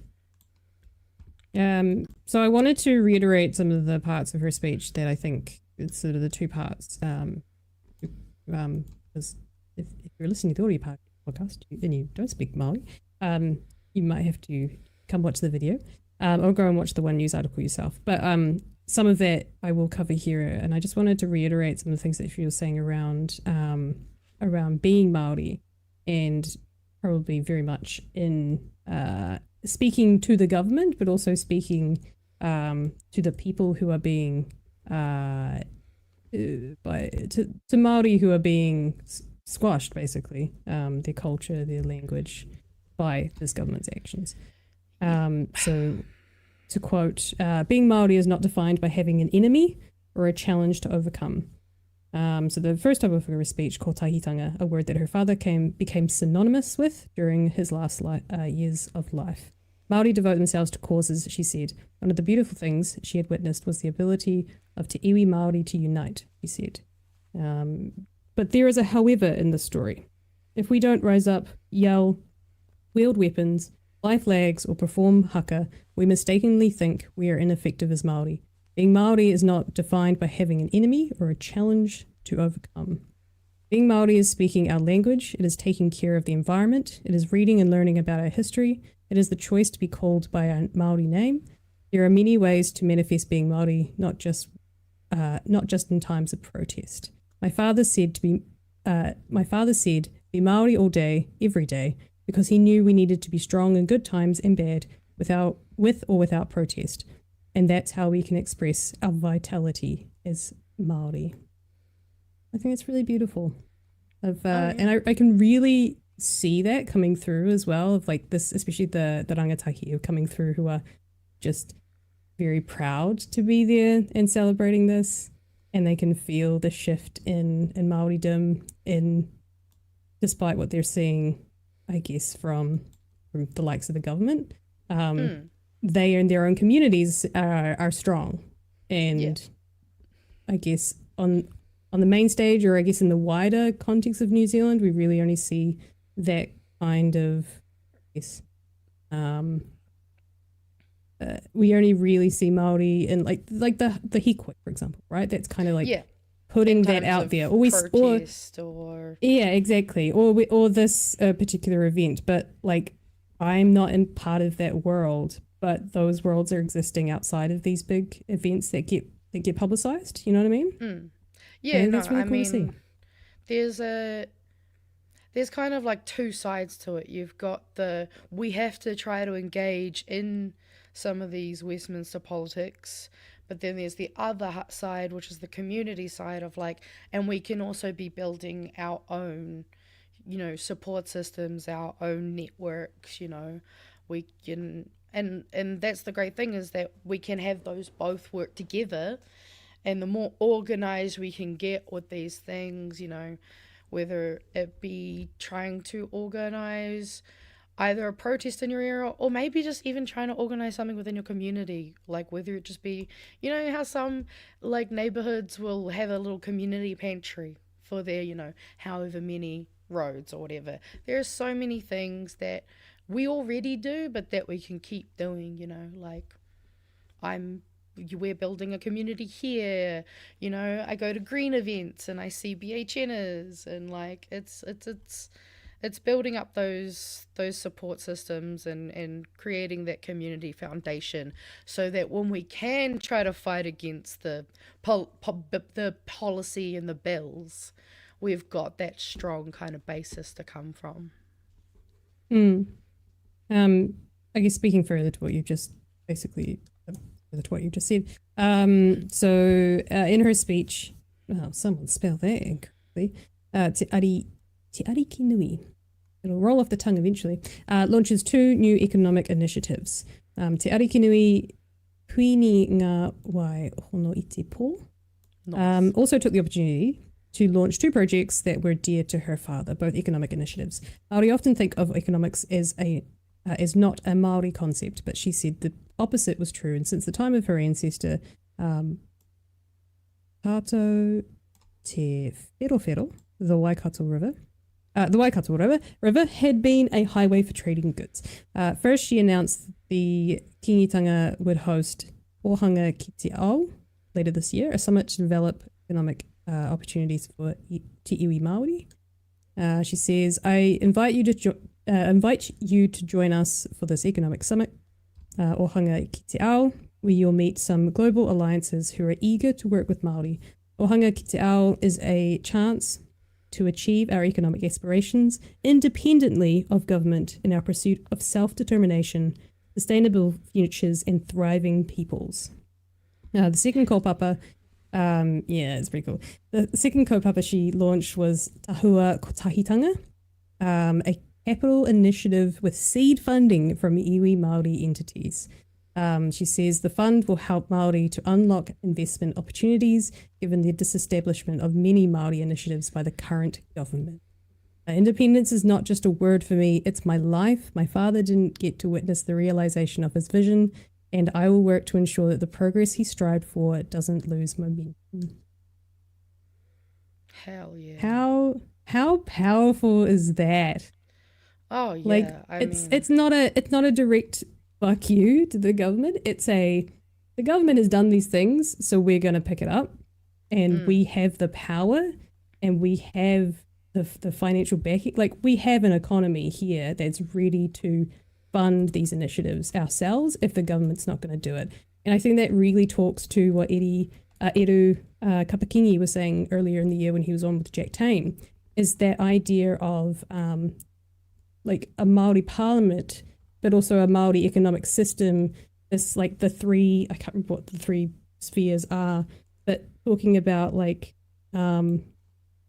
using the structure of that Māori have, and the interweavings of the systems that they have that are more holistic, I guess is probably the word I'm looking for, that holistic system, and actually just trying it out and trying it, and maybe the tax system could look different, or this could look different. And I feel like this initiative that she's launching here is kind of the step towards that, and saying, you know what, if you're not going to do it, we're going to do it.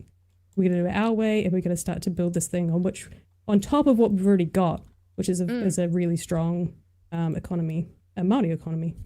Yeah. Oh, absolutely. It's cool. Yeah, I mean, Exciting.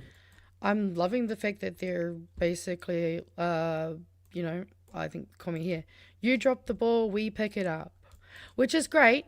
I do think it makes my frustrated little brain go, but why do we have to pay for their mistakes from a smaller fund of money? You broke it, you fucking pay for it. But that's also the other half of me that goes to protests. So, yay, I love this initiative. Oh, I hate that we have to do it. Or that they have to do it. Because, yeah, I mean, I don't know if you've been to the Kingitanga website, but they have so much going on, like, between the different grants that they have available, like a bunch of different resources, and just so much. Like the Waikato Tainui area have so much, they've got so much going on. And I mean, I know there's like heaps of businesses around the country that are Māori owned businesses that are probably going to be able to benefit from this, and it'll be good to see that economy grow.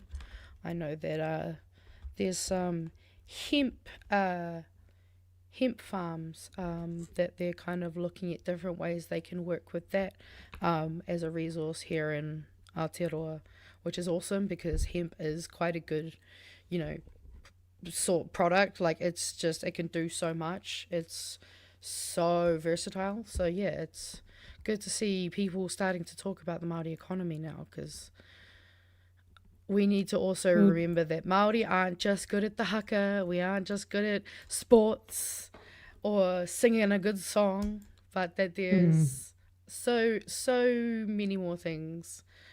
We're not a monolith, but there's some pretty cool people doing some cool shit. Dot's just done us a favour here. It says, I'm looking at the value of the Māori economy. It's 32 billion worth. That was in 2023, and it makes up 8.9% of the GDP. 10%. Wow. Not bad. We're not getting the respect we deserve for 8.9 of GDP, man. Damn, and also thank you, Dot. Yes, thank you. That's a lot. 32 billion is about the estimate. I fucking hate that I have to. You know what? I'm not even going to say his name because fuck him. A certain billionaire, when he was pretending to be a philanthropist who actually cared about people, asked how much it would cost to solve world hunger, and I think it was World Vision or one of those organizations came back, and they were like, it'll cost about $30 billion, and that's the cost of the size of the Māori economy. So there you go. Exactly. So, just put that out there. Pretty cool. Again, yeah, and also so like nice, people forget that Māori economy is also the first economy of this country. We already had trading, like we were trading between different countries before any British or what is it, the other one? French, Swiss, whatever. Before they got here, there was, oh damn, now around 41 billion. Good on you. Shit, pop off. See, exactly. It was the first economy of this country, and it's one that deserves more attention for sure. Yes. All right, I think we need to go to do you want to do memes first or chats first? We might as well go chats first. Do a few quick chatties. I did see that Homie24 gave us another $1. Thank you. I think it's a sticker, but I can't see the sticker because I'm not on YouTube. Sorry. But thanks for the sticker. The Danger of Mouse for $5 says, American TV kept telling us how great they are, then we woke. It wasn't a sticker, it was just blank. Oh, thank you for the $1. Kaimatada for $2 says, take notes, Europe, royalty without colonizing others. Ooh. Huey Burb says, it's about time we got a cool queen again. Kaimataro, $5 says, remember Winston is the great-great-great-grandson of the first Māori king. He sold his mana for money and instead of feeling this aroha, he acts like oha. Yep. God, depressing. His tupuna will not be proud. We are 10:30. Let's get some memes. Yeah, Chewie posted this one. Sunk cost falls at sea. And yeah, that sums it up pretty well. We'll have to start tallying the total of these. The bourgeoisie do not require you to like capitalism, but they do require you to think there is no alternative. This is why they tell you amount of lies about socialism. Communists, I will fight for social justice, even when I need to make some sacrifices. Capitalists, each man for himself. Any idea what might be causing all this pesky anxiety? Oops. I was gonna let that cook a bit longer. But yeah, I'll get it. Oh yeah, this is real. Person angry after allegedly sending President Donald Trump money. Maryland State Police were dispatched to the Route 8 business park to meet with an individual who stated he was contacted yesterday by President Donald Trump on WhatsApp. The individual stated that he sent the president $1,100 and Mr. Trump was supposed to meet him today at the business park and give it back, but he has not heard from him. He is slightly agitated and wants to speak with an MSP trooper. The man is on foot and will make himself known to the trooper once he arrives. Note, before anyone asks me, yes, this is real. I can fix the trolley problem. Put billionaires on the tracks. I mean... Oh, I really liked this art. And also, it's informative. So that could be, you know, a tear, get it? It's a tear gas. And if you got a road cone and a bottle of water, just in case this is ever relevant information, you know. I'm not saying we all need to know this information, but we could. I don't know. Don't know how the revolution's going to go. Something you can describe in detail that almost everyone agrees with until you say its name. What is socialism? What is socialism? If I can't make money off te reo, I'm going to ban it. Ko David Aho, but on the marae they call me Patiro. They said that it means strong warrior. What is the comment in the background? Oh, it says, I'm stealing... Oh, something. I can't remember now. Famous moments in history reimagined by centrists. I don't agree with what you say, but I will defend to the death your right to say it. To Hitler, that's Hitler. If you can figure that one out. Yeah, it's definitely... There are some times where there is no center, there is a side. Oh, yeah. So this is an artist called Tahori, and he's made this beautiful artwork of some Winston Winnies. And apparently, if you put in hashtag #WhyWinnie50, you can get a $50 discount off the print on his store until Sunday. Yeah. So, yeah, if you want to go get one, there you go. Conservatives on climate change. If we're sinking, why are we 200 feet in the air? Oh, we'll do a couple. Oh, actually, we won't do necessarily more of the memes, but we've got a lot of new emojis because I might have got a bit emoji happy after I made the one of you. So we got some emojis. Well, because I made the one of you, and then someone pointed out that we didn't have one of Pat or me, and then I got a new app and I was playing around with it, and I was just sitting there doing a bunch of things, and I was like, oh, I can make these emojis. So we got Dr. Gary Payenda, we got Tam and Pat, because I just thought that was a fun photo. I also went for another few, so I added in Craig, Bomber, and I was like, hey, I only got to graduate once, I need to reuse this for something, surely. Get some work out of that degree. And then last one, I also added these on because I thought, especially with that new one that you've made us, or both these new ones you've made us, they make for decent emojis. So if you want to use them, you can come to the Discord and play around with them. Might have to upload those little heads as their own little things too. Oh yeah. Then they really would be emotes. Oh yeah, that's more work I can do later. That's easy. Yeah, easy enough. But yeah. Right. Well, you got. We're going to move across to America for just very quickly. This is a rabbit hole, and we could spend a whole bloody episode on it, and I don't really want to. But I think it's important to point out something that is kind of happening in the lefty space, political commentary space over in America at the moment. Because I think we've talked about it a few times. I think earlier this week we talked, Chewie and Chewie brought up something that they saw on Blue Sky, which was basically calling us out for misogyny behind Nikki No Boats. And Pat and Chewie kind of had a discussion about, the calling Nicola Nikki and this kind of like the left. We've had a few discussions about, the left having to do everything perfectly and like, where are we willing to, perhaps push on our moral compass a little bit and say, is Nicola No Boats going to cut through? If a or is it woman Nikki does No a Boats that's bad job, can we pick on her for doing a bad job, not because she's a woman? Yeah. Yes. So there was a bit of that discussion this morning. I think, earlier in the week, and I think we've had many discussions about, Chewie, mentioning the guillotine and the odd, there's no choppy, there's no stoppy. Probably also kind of breaks that thing of, the left's moral high ground that we tend to take. No, this is the far left's moral high ground.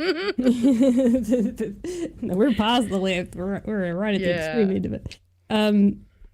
But I thought this kind of goes into this discussion as well. So earlier this week, Taylor Lorenz, who's an ex, I don't know who she used to. She was on Twitter, kind of got famous. I'm not sure which entity that she was, media company that she was under, but she got famous because she called out Elon Musk on his platform, Twitter, now X, and basically he kicked her off for doing her job, which is being a journalist. Under the Wired, which is another media publication, under the Wired umbrella, she put out a post earlier this week, end of last week, that said, titled, "A dark money group is secretly funding high-profile Democratic influencers. An initiative aimed at boosting Democrats online offers influencers up to $8,000 a month to push the party line. All they have to do is keep it secret and agree to restrictions on their content." So to give a little bit of a background, this even more so, of what's in the article as such, and I highly recommend going and reading it. I had to get I think you mentioned it to me, the Wayback Machine and its ability to get past paywalls. Sorry, I know you're supposed to pay for content and it's expensive to do journalism in this current day and age. But it's worth a read if you can either get hold of the article or go and watch the full video that Taylor Lorenz put out on her YouTube channel, which we'll watch a tiny snippet of it to kind of bring it back to what we have been talking about. Yeah. So, bit of a TLDR. So, Taylor released the article on Wired about a dark money group that is funding a political influencer program co-founded by Brian Tyler Cohen, who's quite a prominent, huge political commentator on YouTube. So he funded this program basically to counter what the right had been doing during this last campaign, the Trump-Harris election, where we had prominent, Trump going on a bunch of right-wing YouTube podcasts and the likes. You know, your Joe Rogans, Theon Vaughn got on board with that as well. the Nelk Boys, I think it is, Full Send. Nice. He was on that as well. So there's a bunch of things of these more, not expressly right-wing channels or podcasts, but definitely platforming the right-leaning candidate.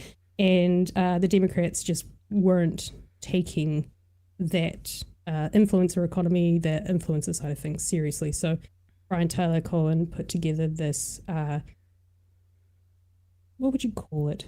This incubator, basically, for bringing up left-leaning political commentators, left-leaning creators in the space to get the word out there about the left side of politics and like left policies.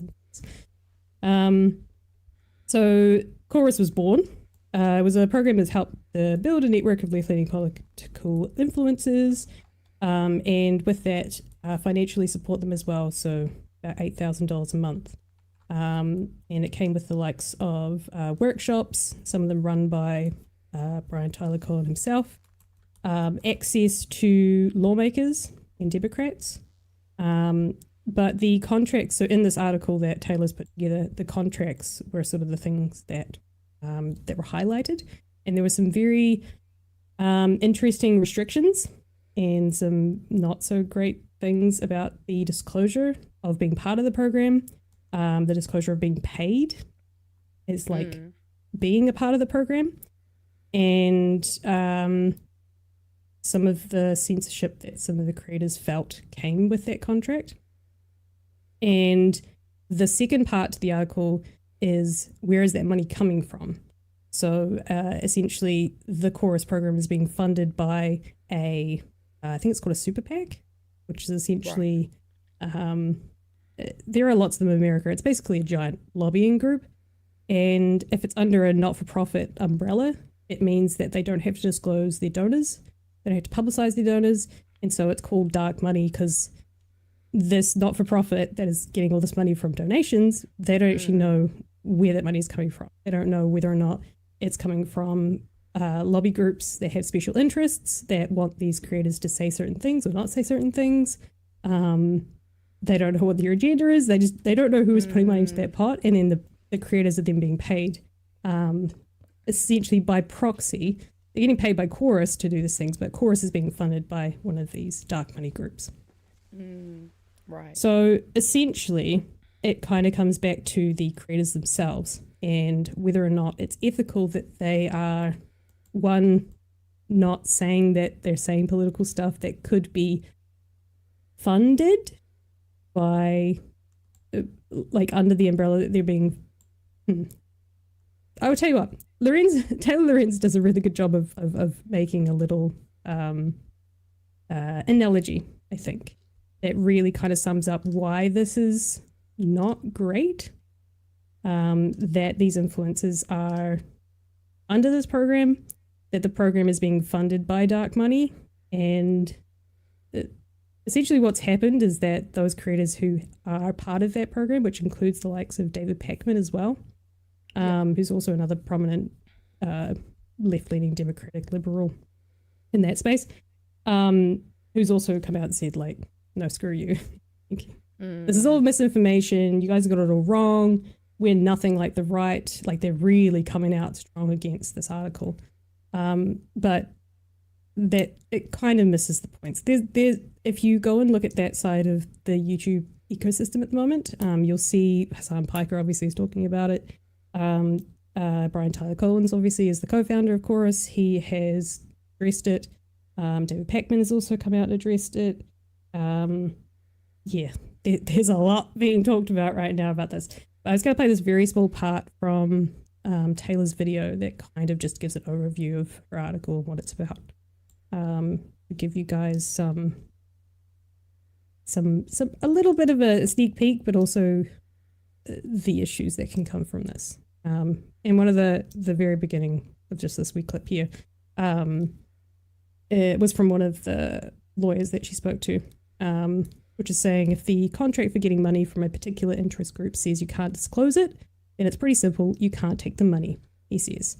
We're living in an era where a lot of powerful people have basically taken the rule book and thrown it out the window.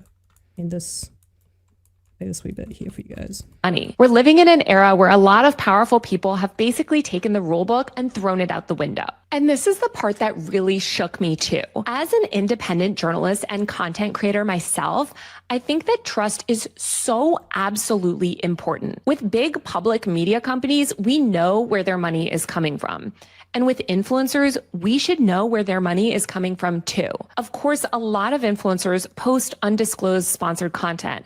And I reached out to the Federal Trade Commission also about all of this. But I just think in terms of journalistic integrity as a content creator covering news and politics, you should be transparent about who's paying you. For instance, say you're watching one of my videos and I'm suddenly talking a lot about the Democrats, how they're the future and how they're amazing and how we all need to vote for them and support their failed policy agenda, blah, blah, blah, blah. Then it turns out that I'm actually getting paid tens of thousands of dollars from the largest and most powerful Democrat dark money group. It seems to me that that's the type of information your followers or audience have the right to know. And I'm sure creators will say, oh, but Chorus never told us explicitly what to say. And sure, maybe they didn't write out exact lines for you, but the creators who join this program are expected to attend regular advocacy trainings and daily messaging check-ins, according to a Chorus representative's comments on a Zoom call that I obtained. Those So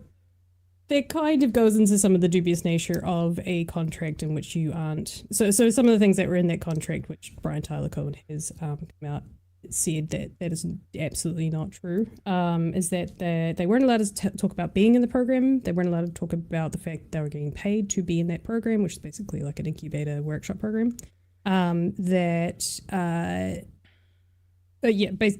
Basically gagged from saying things, and they've disputed the saying not the case.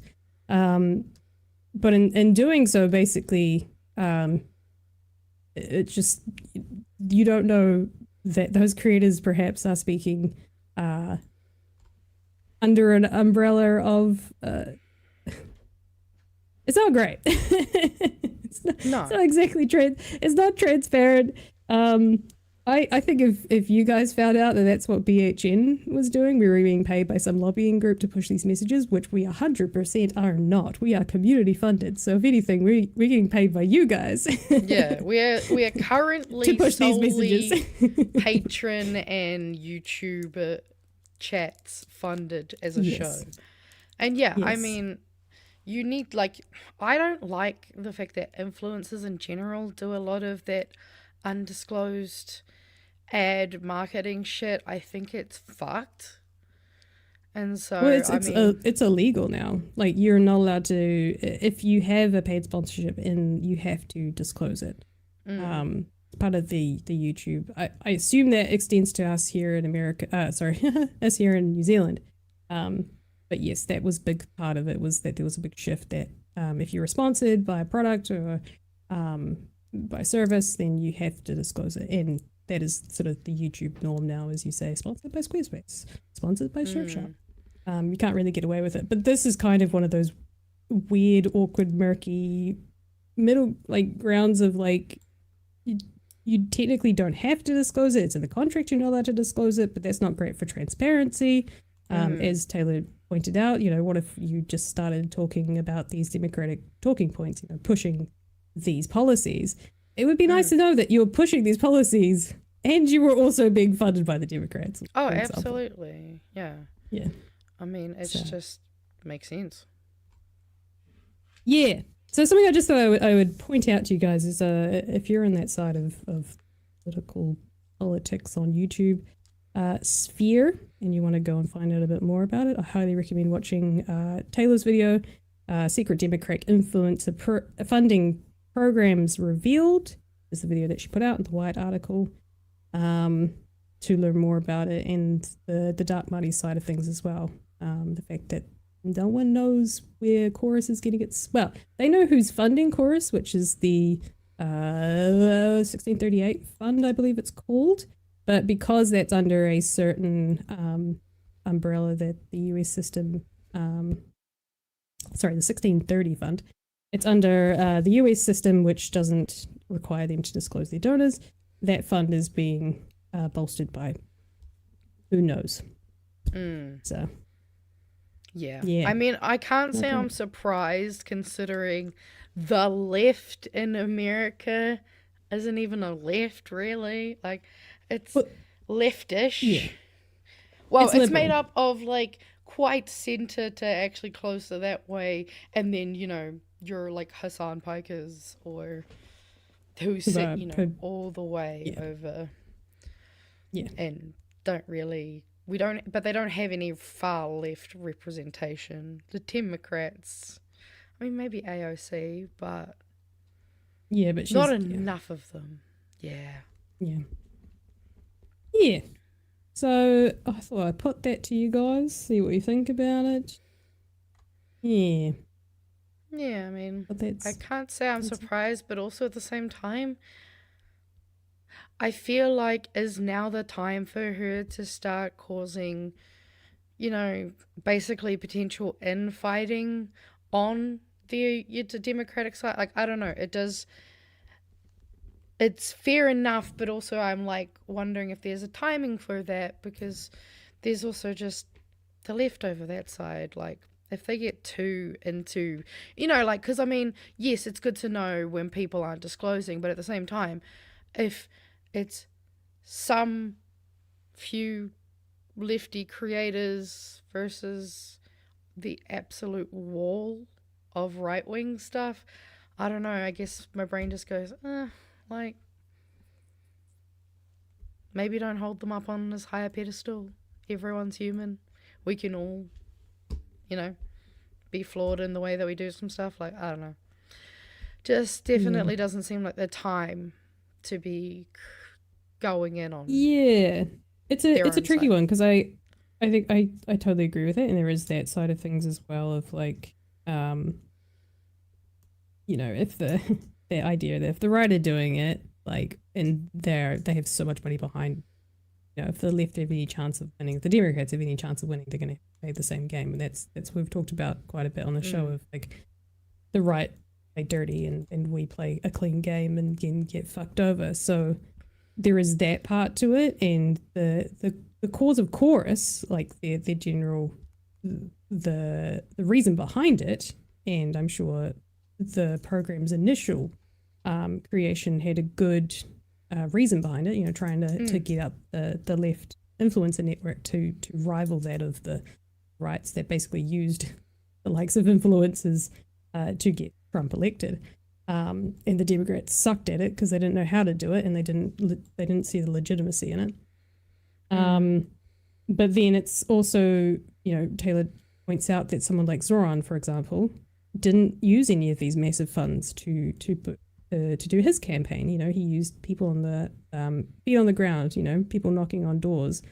He had very small budget, but he won. He won his race against other Democrats who had a lot of money behind them. So you don't need to necessarily take that route and take dark money, but I can also see that that's enticing. Like, you know, we're the same. We Pat often puts out there, you know, if there's any like super progressive lefty billionaires that want to help fund us so we can keep, you know, pushing the message and helping other creators that are in our space, like, we'd love to. But, you know, are there particular brands or billionaires that we wouldn't take money from, you know? Oh, for sure. Like, we're not going to take a BetterHelp ad. Like, yeah. So it's an interesting one. It's about being critical, absolutely. But I guess I'm also just like, man, the left is so fucked over there. Like, do they need that fight? But also, it's good. I don't know. It's good and bad. So is everything. So we'll see what happens with this. I'm quite interested to keep watching and see if any. Oh, apparently James Cameron's a big Greens donor. Maybe we should head him up. At least it's transparent, though. At least we know that. But I'll be surprised. He can support us if he wants to. From what I've seen. Maybe we'll send it. Should we just send an email to him and see if he'll do it? I'm sure. I think Pat's got contacts. I'm sure he's definitely gone. All right. Well, we're gonna tell Pat to ask James Cameron, because why fucking not? Put it back on. All right, it's 11 o'clock. We should hurry up and get these memes done. Yeah. Oh, shit. How did that go so fast? I don't know. To infinity and Talofa. Ombudsman Te Whatuora. That's how you release nurse staff in numbers. Thought you might like that one. Yes. Imagine if the boys could do a Karl Marx episode. That would be hilarious. I liked this one. I like the idea of Benjamin Netanyahu knowing us and knowing that we don't like him. He wouldn't, but fun thought. Some Hobson's pledge. And also, I don't know if you can really see it, but the face above the pledge where it is actually Hobson. So, we love a good detail.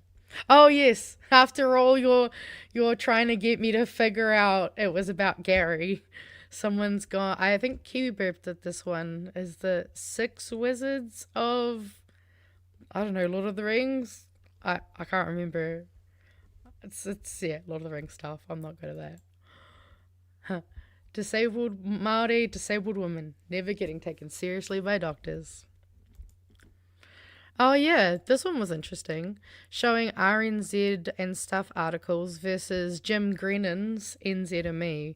You've got Christopher Luxon re-announces $7.5 billion Amazon investment. Amazon to invest $7.5 billion in New Zealand, create up to 1,000 jobs. Luxon says, but the plan's not new. Versus NZME. Vote of confidence. Amazon set to invest. PM reveals. Luxon details $7.5 billion Amazon investment. I mean, Jim Grennan's getting his money's worth so far. Yeah, more bloody Lord of the Rings. You only have one choice. The Regulatory Standards Bill must be destroyed. Then what are we waiting for? Oh, yeah. I made a meme of you, and I gave myself the award. So everyone could see this meme that I think this was based off of the conversation we had after BHN. And then some quick bonus memes. Te Wiki o Te Reo Māori is coming up, and they've posted, this is only one of multiple, they've posted multiple Princess Bride in Te Reo Māori. So obviously got Tēnā koe, ko Inigo Montoya toku ingoa, no taku papa I ko huru, ka he mo koe I a au. Hello, my name is Inigo Montoya, you killed my father, prepare to die. My name is Inigo Montoya. You killed my father. Hey. Also, I don't know if this was posted in as a conversation, but if no one knows, this is actually the Māori transliteration name for France. Oui, oui. And it just gives me so much joy because it's so dumb. It's obviously just based off of oui, oui. I can just imagine that, like, a bunch of like back in the day, you know, the French come here and Maori like hear them talking and they're just like oui oui, like oui, they're oui. Just like taking oui oui, and they just all went around being all like oui oui to like mock them. Yeah, that's probably where this came from. Let's be honest. Wow, I mean, yeah, it's also like a lot of those transliterated like country names. They're either a transliteration where it's like ahi te reiria for Australia, or where it's more like this, where it's for something. Also, Pacifica Santa. I don't know why, but it got randomly put into the Discord, and I just thought it was kind of great. Huh. Coherent philosophical thought. I feel like this is such a mood sometimes. Oh yeah, and I didn't have an animal to finish with, so it's my cat. That's her big cute fluffy belly. Yeah. No. It's cute. Great way to end the show. Yeah, since Pat doesn't realize we have cats because cat stickers... Well, cat images have been requested. I guess we can have the 4 host heads, and then we can have the 4 pet. Wow, you've got 2 cats. No, I've only got 1 now. 1 ran away, so it works out perfectly. Awkward. One died, and the other one just decided that he had enough of us. Well, there we go. See, they clearly knew that we needed the 4 heads, so. Perfect. Luna's sticking around. She's stuck to my hip. She fucking loves me. I love that. All right. It's well past 11 o'clock. So we should far probably past not our make bedtime. this a regular I thing. honestly don't know how we Let's, got here. Nobody does. All right. Danger Mouse. $5. What the fuck? Pay for content? What are you talking about, Wallace? And politicians in their media mouthpieces should be made to wear those outfits that sports and racing people wear with all their sponsors on it. Kind of cool. I mean, we kind of already do that, so. Yeah. What sponsors are you guys? See, if they'd allow you to put stickers on your laptop, you'd be able to show it. Yeah. Oh, look at that. Bertato Oh. for $10. Thank you for $10. Thanks for the show. You're most welcome. Thanks for watching. How sweet. Hope you learned something new today and you got some uplifting stuff. Send you off into the weekend. Some wonderful vibes. Send you off into the weekend. See, our brains have stopped working. It's after 11. Yeah, no, it's after 11. It just goes and Right. disappears. I think we've got an outro to play that always plays before I'm ready. I know, No, right? I didn't do that. Yeah, surely there's got to be a setting we can find. Fine. We'll figure it out. Roll the credits!